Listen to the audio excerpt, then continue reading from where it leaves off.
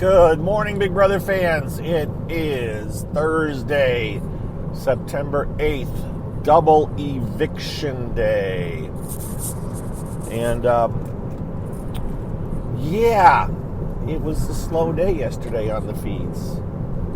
And, so we're going to keep this one pretty short, at least talking about Big Brother. I may find other things to ramble on about, but I really have virtually nothing to tell you guys unless you didn't listen to me yesterday. And I did watch last night's episode. I kind of skim-watched it. I was seeing reports from people that, it was better than I expected kind of thing. And I watched it, like, okay, it's the comics. I fast-forwarded through chunks of it. I didn't even see all the little comic people talking in the diary room. I just was like, I know who wins. I know that he wins by 5 minutes faster than everybody else, or 4 minutes faster than everybody else.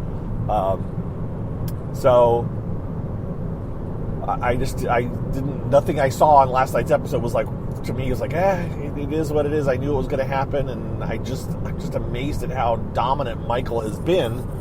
And I threw out the question of, is he one of the best players of all time, or has he just got very little competition? And I knew that was going to split how people were going to, there's going to be people that are just totally fanboying over Michael, and there are people that are going to be very negative towards him. It's very little in the middle ground. But I don't know what competitions he's got right now as far as, look, everybody else is 4 minutes slower than him. And then people cited, well, other times compared to other seasons, it's like, you can't compare season to season, at least not, totally black and white. I understand this set looked almost identical to previous seasons, so there were certain seasons that you could kind of look at and go like, well, this is how fast they ran it this year versus this year. But even if the set looks exactly the same, it doesn't mean that that the pulley system was the same speed, or that there's just little bits and pieces that they're not playing on an even playing field to compare from season to season. So I'm not trying to take everything away from Michael. I will say I may be trying to take something away from it, in that, I think there are possibilities that he's got a bit of an advantage in the,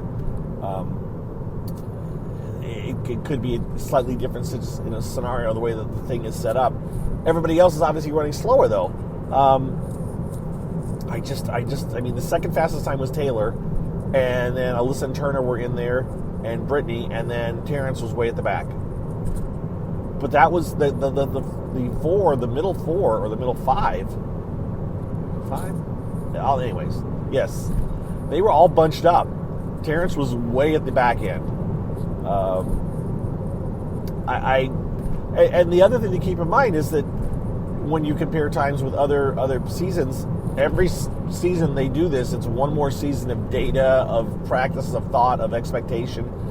And so Michael obviously is a student of the game. He knows everything. He knows there are people that have, there's game theories on every one of these games at this point now about how you play this game, how you play this game this way. The poker game.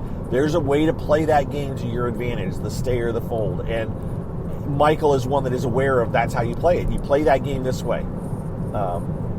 He definitely, probably, he may not have ever played or watched Sequester, but he would have been one of the hardcore game theory people on that game, playing it from the analysis of, well, this is what you do. You play it this way, you play it this way. This is how you play the end. You do these certain moves. And a lot of it's just, you're taking out the people. You're just inserting, this is how you play this game. That's definitely, I think, how Michael plays it. And he's being very successful this season. But it's also making for a bit of a rout. And I really think that, I think he'll win the power veto. I said it yesterday. If there's any of you who didn't listen to me yesterday, or got tired of listening to me yesterday, he's basically won 50% of the competitions he's participated in, if not more. And so he's got to win one of two competitions tonight. He either needs to win he has to win the one competition that he's going to be in tonight. Okay, he can't play in the head of household. So He needs to win the power veto. He's won 50% of every competition he's been in, roughly. The number of participants, well, it's going to be the same because the power veto always has the same number. But he's won the majority of the power vetoes, and he's dominated. So the odds of him winning a power veto, especially if you say the number of power vetoes he's won, how many have there been? He's won 6. So I guess at this point we're going to have, so with Terrence evicting, that's 10 house guests that have been evicted. Michael has not participated in all 10 power vetoes, and he's won 6 of the 10. So there you go. He's won over 60% of the power vetoes, whether he's participated in them or not. And so yeah, he's gonna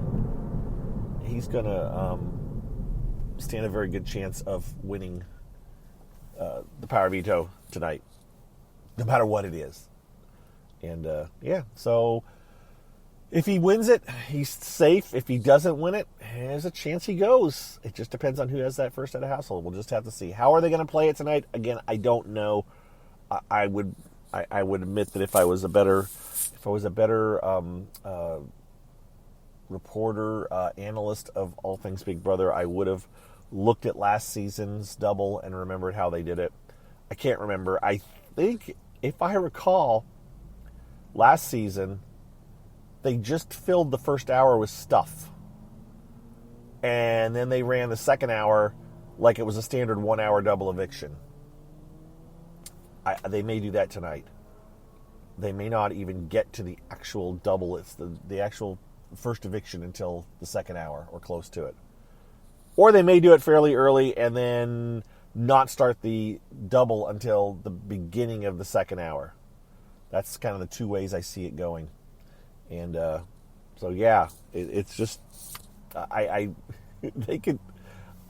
know I hate to be critical because I'm not a TV producer, and I guess there's things I just don't understand or don't take into consideration, but it seems to me like there's other ways they could do some of these things that would freshen it, liven it up, make it a little bit more exciting and intriguing, and I feel like they just fall back on the standard way of doing things. But you know what? Again, I'm not a TV producer. I'm also not getting paid like a TV producer. So I'm going to armchair quarterback my opinions, and that's what it is. All right, that's what I got. So, show's on tonight. We'll see how it goes. We will not know the second head of household by the end of the show for sure. Although they could do that. See, with a 2-hour show, we could have a second head of household. But I think they really are definitely locked in on the we don't show the head of household competition on Thursday night. Now we make people turn in for Sunday. I'm sure they feel that, our ratings are up, or are doing really well because we hold off in the suspense. I disagree, but I'm not a producer, so it is what it is. Yesterday, here's the thing. Yesterday, the press release came out that that Big Brother fans, have TV and streaming, have watched 8.3 billion minutes of content now. So what does that work out to? There's no way to know. We don't know where they got that number from. I was like, all right, I can do some math here. So I'm like, all right, we have to work with some assumptions here. First assumption is, when's the cutoff for that, data? Well, I just said, all right, we'll just do through August. We'll just gather up what numbers we can through August. And so I went to the Wikipedia.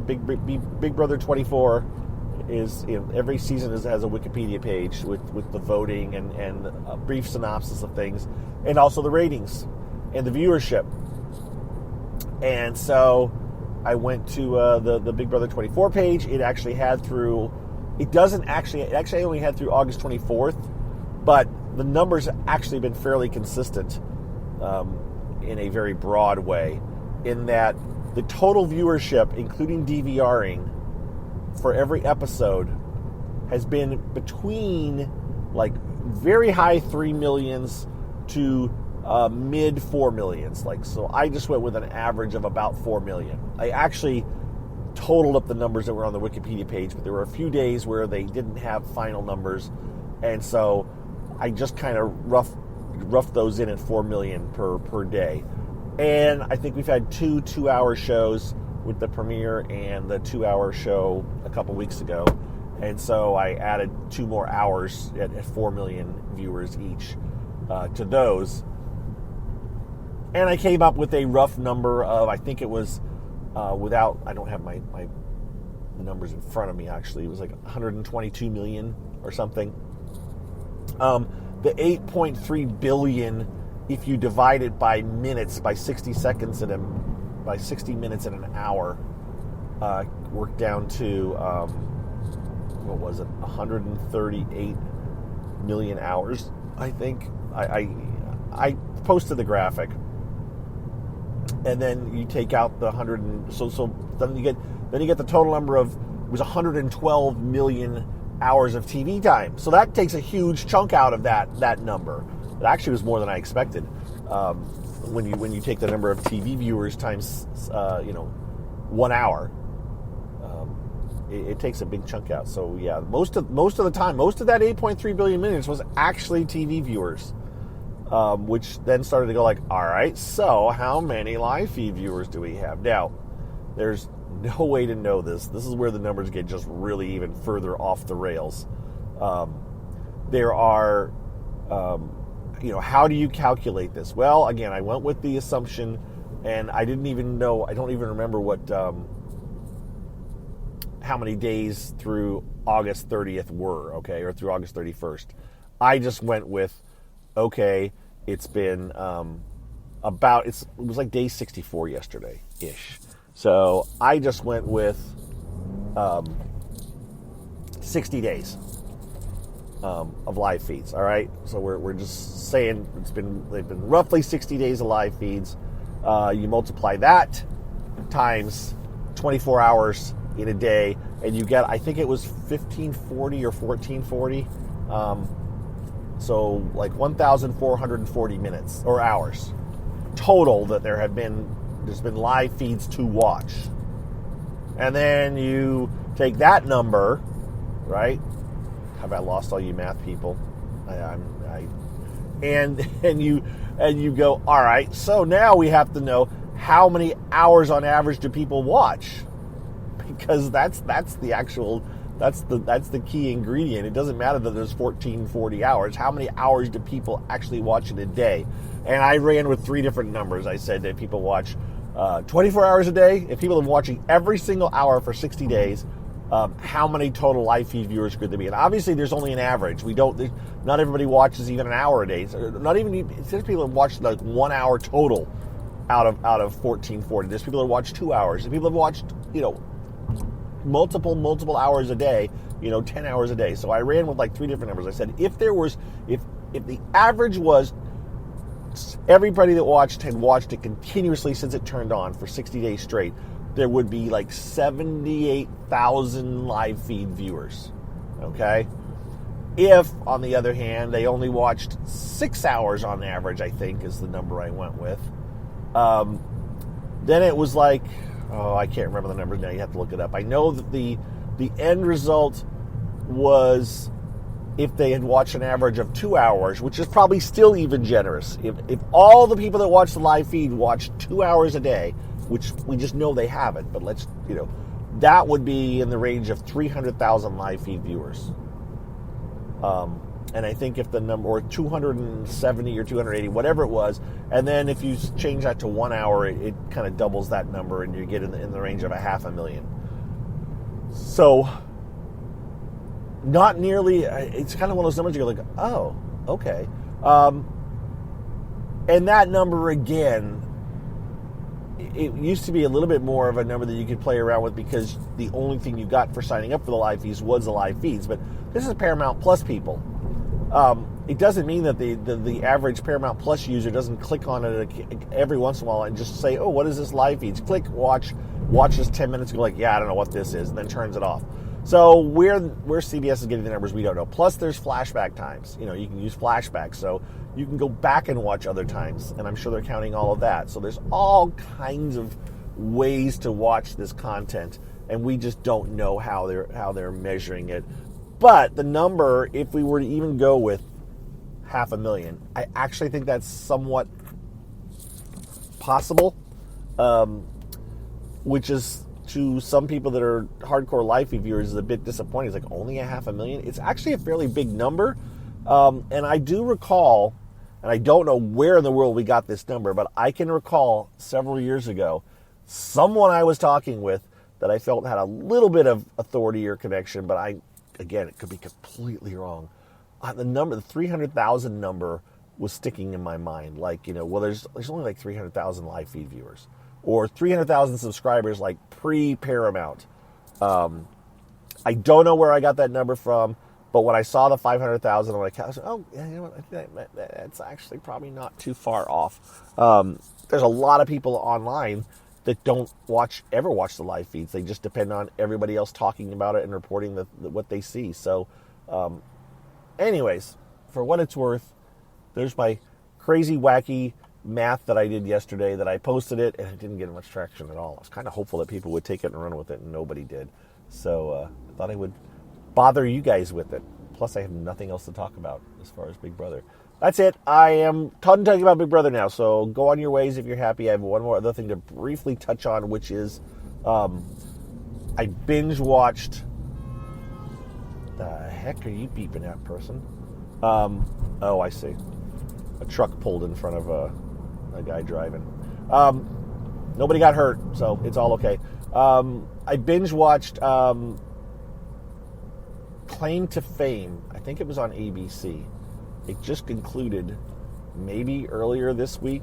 I think it did. I don't know, because I watched it all basically in like 2 days. It's 10 episodes.